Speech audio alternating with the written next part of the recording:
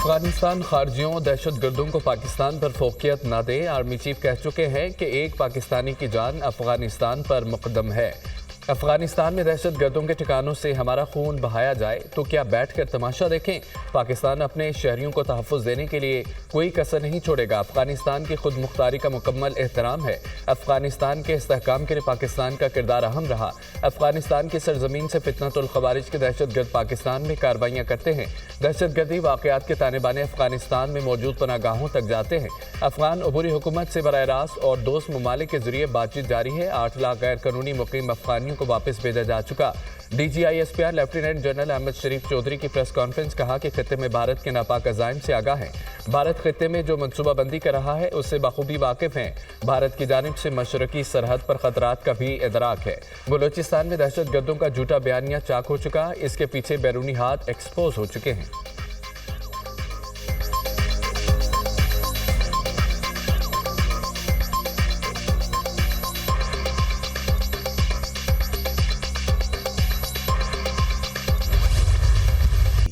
رواں سال دہشت گردوں کے خلاف 59,775 کامیاب آپریشنز کیے گئے۔ 2024 میں 925 دہشت گردوں کو جہنم حاصل کیا۔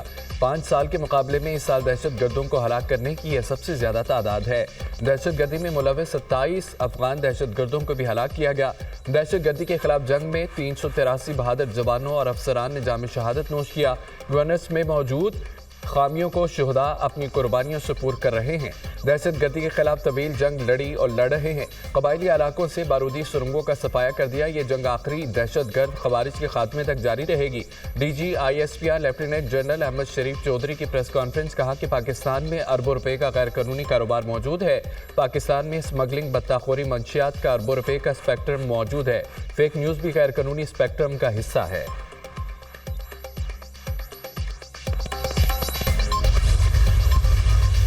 9 مئی کے منصوبہ سازوں کو کیفر کردار تک پہنچانے تک سزاؤں کا سلسلہ جاری رہے گا۔ 9 مئی کے پیچھے ایک مربوط منصوبہ بندی تھی۔ آئین و قانونی تقاضوں کے مطابق 9 مئی کے مجرمان کو سزا دینے کا عمل مکمل ہو چکا۔ 26 نومبر 2024 کی سازش 9 مئی 2023 کا تسلسل ہے۔ نومبر کی سازش کے پیچھے سیاسی دہشت گردی کی سوچ ہے۔ یہ سیاسی احتجاج نہیں، سیاسی دہشت گردی ہے۔ 9 مئی افواج پاکستان کا نہیں، عوام کا مقدمہ ہے۔ سیاست کو ریاست پر مقدم رکھنے والوں کو جواب دہ ہونا پڑے گا۔ کوئی جتھا یا مسلح گروہ اپنی مرضی یا سوچ معاشرے پر مسلط نہیں کر سکتا۔ سیاست اور اقتدار کی خواہش پاکستان سے بالاتر نہیں ہے۔ کچھ عرصہ پہلے بیانیہ بنایا گیا، حملے ایجنسیوں نے کرائے۔ انتشاریوں کو خوش ہونا چاہیے۔ ایجنسیوں کے لوگوں کو سزائیں سنائی گئیں۔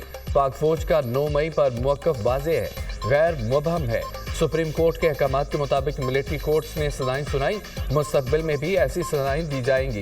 ملٹری کورٹس پر بات کرنے والے ماضی میں اس کے حق میں تھے۔ فیض حمید کیس حساس معاملہ ہے، تبصروں سے گریز کریں۔ جو آفیسر سیاست کو ریاست سے اوپر رکھے گا اسے جواب دینا ہوگا۔ D G I S P R lieutenant general Ahmed Sharif Chaudhry کی پریس کانفرنس۔ سیاستدانوں کے درمیان مذاکرات خوش آئند ہیں، مگر یہ سیاسی جماعتوں نے ہی کرنے ہیں۔ سیاسی جماعتوں کو چاہیے مسائل انتشاری سیاست کے بجائے بات چیت سے حل کرے۔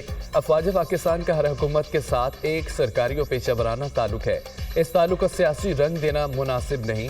ہمارے لیے تمام سیاسی پارٹیاں اور لیڈرز قابل احترام ہیں۔ اگر کوئی فریق اپنی مرضی مسلط کرنے پر تلا ہوا ہے تو اس سے کیا بات کریں؟ ایک شخصیت جو اپنی غلطی سے سیکھنے سے آ رہی تھی، اس کی غلطی کی قیمت قوم نے خون سے ادا کی۔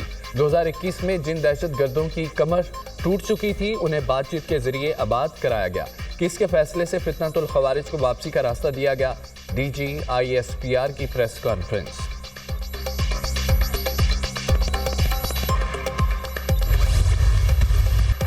عالمی سازش پاکستان کے خلاف پک رہی ہے۔ بنی پی ٹی آئی صرف بہانہ ہے، میزائل ٹیکنالوجی نشانہ ہے۔ یہ وہی لوگ ہیں جو اسرائیلی حکومت کے حق میں بولتے ہیں۔ بنی پی ٹی آئی کو اس حوالے سے خود کو کلیئر کرنا چاہیے۔ وہ چاہتے ہیں کہ ایٹم بم کسی اسلامی ملک کے پاس نہ ہو۔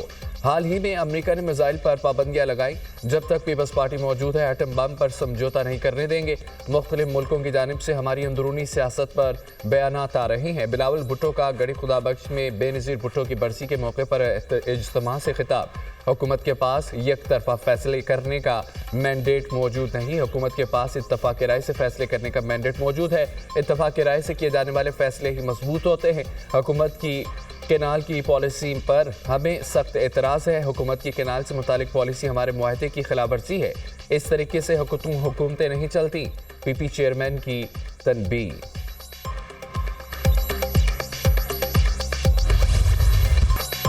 کوئی سپر پاور ہے تو خدا بھی ایک پاور ہے، ہم اس پر یقین رکھتے ہیں، یہ ہمارا کچھ نہیں بگاڑ سکتے، ہم نے پاکستان کو بچانا ہے، عوام کو گھبرانے کی ضرورت نہیں، میں سب کو دیکھ لوں گا، تکلیف و مشکلات میرے لیے نئی بات نہیں، صوبوں کے جو حقوق ہیں انہیں ملیں گے، نہ پانی کہیں جاتا ہے نہ گیس کہیں جاتی ہے، ہم پاکستان کو مشکل حالات سے نکال کر خوشخبریاں دیں گے۔ شہید ذوالفقار علی بھٹو کا قتل ایک عدالتی قتل تھا، ہم نے 43 سال بعد بھٹو شہید کا فیصلہ ریورس کرایا، اب وہ ہمیشہ عدالتی قتل رہے گا۔ صدر مملکت آصف علی زرداری کا جلسے سے خطاب۔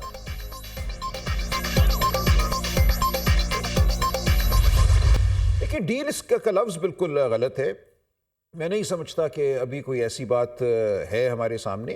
ہو سکتا ہے کسی نے کوئی بات کی ہو کہ جی ایسا ممکن ہے، یہ کہنا کہ انہیں باضابطہ طور پہ ڈیل آفر کی گئی ہے وہ درست نہیں ہے۔ دیکھتے ہیں نا بات کہاں جاتی ہے، تمام مذاکرات تو آپ اور میں نہیں کر لیں گے نا، بات جب ہوتی ہے تو باتوں میں سے بات نکلتی ہے، ہم دیکھیں گے بات کہاں جاتی ہے، اور ہمارا ایک اصولی موقف ہے، ہم اپنے اصولی موقف سے تو نہیں ہٹیں گے، لیکن کوئی گنجائش کس طرح پیدا کی جاتی ہے وہ دیکھا جائے گا۔ مذاکرات میں سنجیدگی ہوئی تو حکومت کو تسلیم کرنے کی گنجائش نکالی جا سکتی ہے، مذاکرات ٹھیک سمت میں چلے تو 31 جنوری کی ڈیڈ لائن بڑھ سکتی ہے۔ بانی پی ٹی آئی کو بنی گالا ہاؤس اریسٹ یا پشاور بھیجنے کی کوئی ڈیل آفر نہیں ہوئی، یہ سب باتیں ہوا میں کی جا رہی ہیں۔ سلمان اکرم راجہ کی پروگرام ٹونائٹ وتھ سمر عباس میں گفتگو، بانی پی ٹی آئی ڈیل لینے کی کوشش کر رہے ہیں، حکومت کا دو ٹوک موقف ہے، ڈیل ملے گی یا نہ ڈیل ملے گی، یہ سب شور مچایا ہے، اس لیے کہ ڈیل مل جائے۔ مذاکراتی کمیٹی میں بیٹھ کر پی ٹی آئی نے حکومت اور پارلیمان کو تسلیم کر لیا۔ تحریک انصاف کے مطالبات میں 8 فروری کا الیکشن نہیں، مشیر وزارت قانون بیرسٹر عقیل ملک۔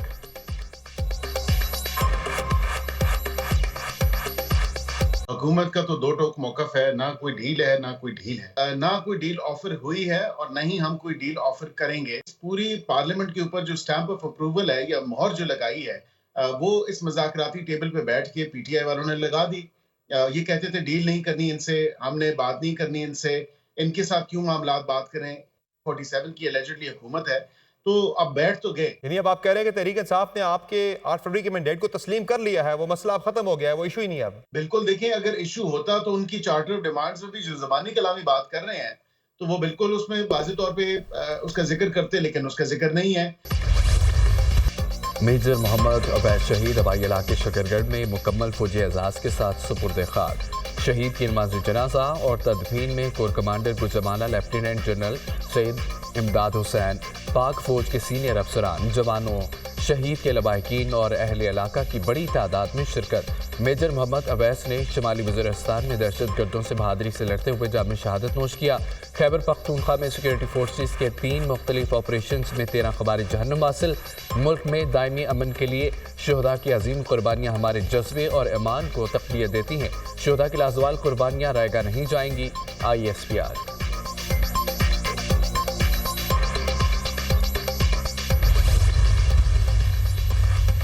چین نے امریکی دفاعی کمپنیوں پر پابندیاں لگا دی، بیجنگ نے تائیوان کو واشنگٹن کی فوجی امداد پر پابندیاں عائد کی۔ ون چائنا پالیسی کی خلاف ورزی پر پابندیاں لگائی گئیں۔ چین نے 7 امریکی دفاعی کمپنیوں اور ان کے ایگزیکٹوز پر پابندیاں لگائیں۔ امریکہ نے تائیوان کے لیے $571.3 ملین کے فوجی پیکیج کی منظوری دی۔ امریکہ چین کے اندرونی معاملات میں مداخلت کر رہا ہے، چین کی خود مختاری اور علاقائی سالمیت کو نقصان پہنچا رہا ہے۔ پابندیوں پر امریکی فرموں اور ایگزیکٹوز کے چین میں اثاثوں کو منجمد کر دیا جائے گا، چینی وزارت خارجہ۔